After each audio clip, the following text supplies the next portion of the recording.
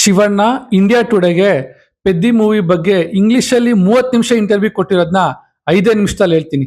ಇಲ್ಲಿ interesting part ಏನಂದ್ರೆ, ಪೆದ್ದಿ trailer release ಆದ್ಮೇಲೆ ಎಲ್ಲರೂ ರಾಮ್ ಚರಣ್ ಪರ್ಫಾರ್ಮೆನ್ಸ್ ಬಗ್ಗೆ, ಮಾಸ್ ಮೂಮೆಂಟ್ಸ್ ಬಗ್ಗೆ, ಸ್ಪೋರ್ಟ್ಸ್ ಡ್ರಾಮಾ ಬಗ್ಗೆ ಮಾತಾಡ್ತಾ ಇದ್ದಾರೆ. ಆದ್ರೆ ಶಿವಣ್ಣ ಇಂಟರ್ವ್ಯೂ ಅಲ್ಲಿ ಒಂದ್ ಲೈನ್ ಹೇಳಿದ್ರು. ಫಸ್ಟ್ ಟೈಮ್ ಅವ್ರ ಸ್ಟೋರಿ ಕೇಳಿದಾಗ ತನ್ನನ್ನು ತಾನು ಓಪನ್ ಬುಕ್ ತರ ಡೈರೆಕ್ಟರ್ಗೆ ಕೊಟ್ಬಿಟ್ಟಿದ್ರು ಅಂತ. ಮತ್ತೆ ಇನ್ನೊಂದು ಸ್ಟೇಟ್ಮೆಂಟ್ ಕೂಡ ಮಾಡಿದ್ರು.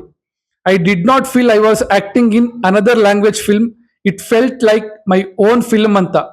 ಇಲ್ಲಿ ಕ್ವೆಶನ್ ಏನಂದ್ರೆ, ಟ್ರೈಲರ್ ಅಲ್ಲಿ ನೋಡ್ದಂಗೆ ಆ ವರ್ಡು ನಿಜವಾಗ್ಲೂ ಸ್ಪೆಷಲ್ ಅಥವಾ ಈ ಪೆದ್ದಿ ಇನ್ನೊಂದು ನಾರ್ಮಲ್ ಕಮರ್ಷಿಯಲ್ ಪ್ಯಾನ್ ಇಂಡಿಯಾ ಸಿನಿಮಾನ ಅಂತ. ಶಿವಣ್ಣ ಅವರಿಗೆ ಪೆದ್ದಿ ಅಕ್ಸೆಪ್ಟ್ ಮಾಡೋಕೆ ಮೇನ್ ರೀಸನ್ನೇ ರಾಮ್ ಚರಣ್. ಚಿರಂಜೀವಿ ಅವ್ರ ಫ್ಯಾಮಿಲಿನ ತಮ್ಮ ಫ್ಯಾಮಿಲಿ ಅಂತ ಕನ್ಸಿಡರ್ ಮಾಡ್ತಾರೆ. ಜೊತೆಗೆ ರಾಮ್ ಚರಣ್ ಅವ್ರನ್ನ ಆಲ್ಮೋಸ್ಟ್ ಅವ್ರ ಮಗನ್ ತರ ನೋಡ್ತಾರೆ. ಇದು ಇಮೋಷನಲ್ ಸೈಡ್. ಆದ್ರೆ ಇನ್ನು ರಿಯಲ್ ಸೈಡಿಗೆ ಬಂದ್ರೆ, ಡೈರೆಕ್ಟರ್ ಬುಚ್ಚಿ ಬಾಬು ಪೆದ್ದಿ ಸ್ಟೋರಿನ ಆಲ್ಮೋಸ್ಟ್ 1.5 hour ನರೇಟ್ ಮಾಡಿದ್ರಂತೆ. ನರೇಟ್ ಮಾಡಿದ್ಮೇಲೆ ಶಿವಣ್ಣ ಕೇಳಿದ್ ಒಂದೇ ಪ್ರಶ್ನೆ ಅಂತೆ, ಈ ಕ್ಯಾರೆಕ್ಟರ್ನ ನನ್ನ ಕೈಯಲ್ಲಿ ಮಾಡ್ಸೋಕೆ ನಿಮಗೆ ಆಗತ್ತಾ ಅಂತ. ಅವಾಗ ಡೈರೆಕ್ಟರ್ ಹೇಳಿದ್ದು 100% ಎಸ್ ಸರ್ ಅಂತ. ಈ ಕಾನ್ಫಿಡೆನ್ಸೇ ಶಿವಣ್ಣಂಗೆ ಈ ಸಿನಿಮಾ ಮಾಡೋಕೆ ಮೇನ್ ರೀಸನ್. ನಮಸ್ಕಾರ ಕರುನಾಡಿಗೆ, ನಮ್ ಕತೆ ನಿಮ್ ಜೊತೆಗೆ ಸ್ವಾಗತ. ಫಸ್ಟ್ ಟೈಮ್ ವ್ಯೂವರ್ಸ್ ಇದ್ರೆ ಸಬ್ಸ್ಕ್ರೈಬ್ ಮಾಡಿ, ಬೆಲ್ ಐಕನ್ನ ಮಿಸ್ ಮಾಡಬೇಡಿ.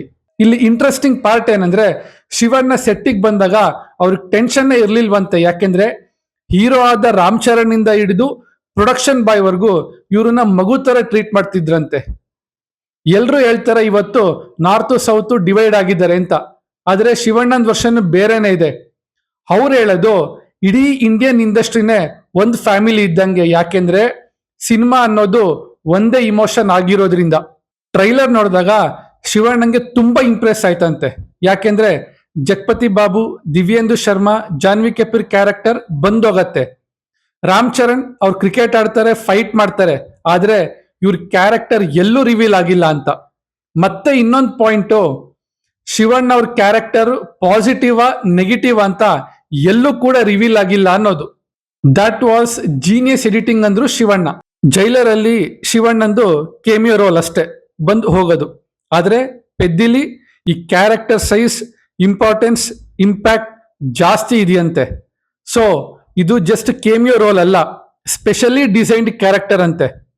ಡೈರೆಕ್ಟರ್ ಬುಚ್ಚಿ ಬಾಬು ಈ ಕ್ಯಾರೆಕ್ಟರ್ನ ಯಾರ ಕೈಯಲ್ಲಿ ಬೇಕಾದ್ರೂ ಮಾಡಿಸ್ಬೋದಿತ್ತಂತೆ.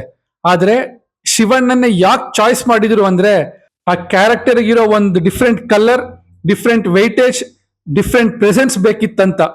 ಸೊ ಅದನ್ನ ಫಿಲ್ ಮಾಡೋರು ಶಿವಣ್ಣನ್ ಬಿಟ್ರೆ ಇನ್ ಯಾರ ಕೈಯಲ್ಲೂ ಮಾಡಕ್ ಆಗ್ತಿರ್ಲಿಲ್ಲ ಅಂತ ಡೈರೆಕ್ಟರ್ ಥಾಟ್ ಆಗಿತ್ತಂತೆ.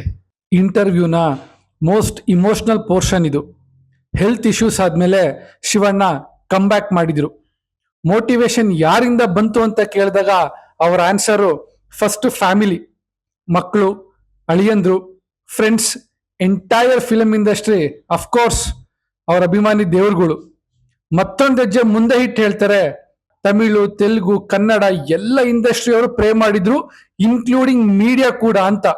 ಸೊ ಇವ್ರ ಪ್ರೀತಿನೇ ಇವತ್ತು ಶಿವಣ್ಣನ ಮತ್ತೆ ಸೆಟ್ಟಿಗೆ ಕರ್ಕೊಂಡು ಬಂದು ಬಿಟ್ಟಿರೋದು. ಇಂಟರ್ವ್ಯೂ ಕೊನೆಗೆ ಶಿವಣ್ಣನ್ ಕೇಳ್ತಾರೆ, ಆಡಿಯನ್ಸ್ ಯಾಕೆ ಥಿಯೇಟರಿಗೆ ಬರ್ತಿಲ್ಲ ಅಂತ. ಅದಕ್ಕೆ ಶಿವಣ್ಣನ ಆನ್ಸರ್ ವೆರಿ ಸಿಂಪಲ್, ಆಡಿಯನ್ಸ್ ಥಿಯೇಟರ್ಗೆ ಬರ್ತಾರೆ, ಪ್ರಾಬ್ಲಮ್ಮು ಆಡಿಯನ್ಸ್ ಅಲ್ಲ.